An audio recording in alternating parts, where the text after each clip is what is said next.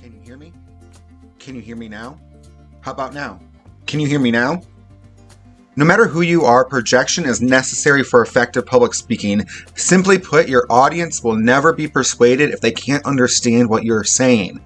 So in this video, we're going to discuss how you can improve that projection and ensure that your voice fills the entire room when you're speaking.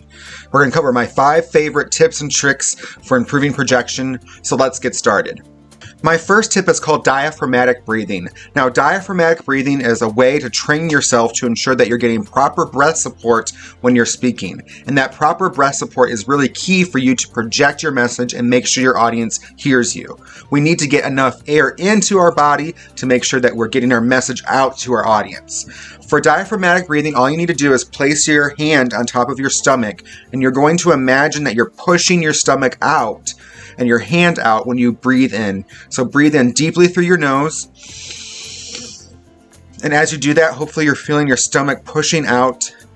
Now, when you push that stomach out as far as you can, what you're going to do is breathe out and do that a few times. Breathe in, breathe out.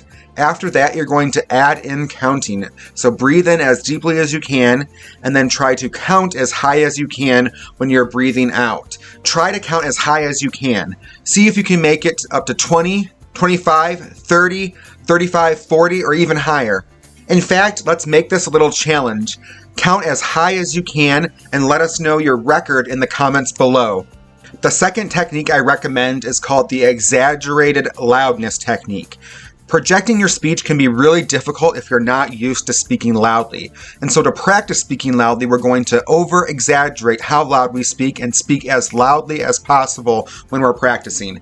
Imagine that you need to fill your entire room or your entire house, or imagine that your neighbor needs to hear you or the person that lives down the street. Speak as loudly as you can, and the louder the better. Just make sure you're not shouting, but really try to speak really loudly so you can practice projecting. The third tip that I have for you is called the chair drill. Now, the chair drill is really good at making sure that you are breathing deeply and you're working your diaphragm muscles, making them stronger to help you project. The drill itself is pretty straightforward. All you're going to do is find a chair, pick it up, hold it, put your speech on the chair and read off of the chair. And the weight from the chair should be doing some extra work on your diaphragm to ensure that you're breathing more deeply. If you don't have a chair, you can use something else like a box or just something that's a little heavy that you can be holding as you're reading your speech out loud. It forces you to take deeper breaths, and that will work your diaphragm, building out that critical breath support for you to give a great speech.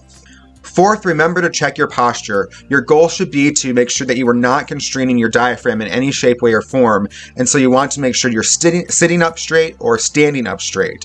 One way to ensure that you're doing this is to imagine that there's somebody pulling you up from your head by a string, and that can help you elongate your spine to make sure that you are standing up or sitting up straight.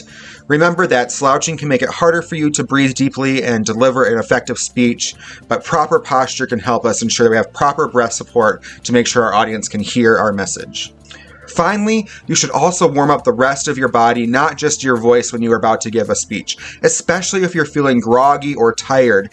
Warming up the rest of your body is going to prepare your body to give an effective speech. So you might do some jumping jacks, you might splash some cold water on your face, you might kind of rock up onto your tiptoes, walk around a little bit, do something to wake up the rest of your body so you're ready to give and deliver an energetic performance. So there you have it, 5 ways to improve your projection. I really encourage you to work on these different techniques well ahead of time. Developing projection takes time. It takes time to develop the muscles and kind of listening to yourself being loud. So practice before you have to perform. And now that you know a little bit more about how to master projection while you're giving a speech, we'll turn to another aspect of delivery in our next video, which is eye contact. As always, if you learned something from this video, please take a moment to hit that like button. Thank you so much for tuning in. See you next time.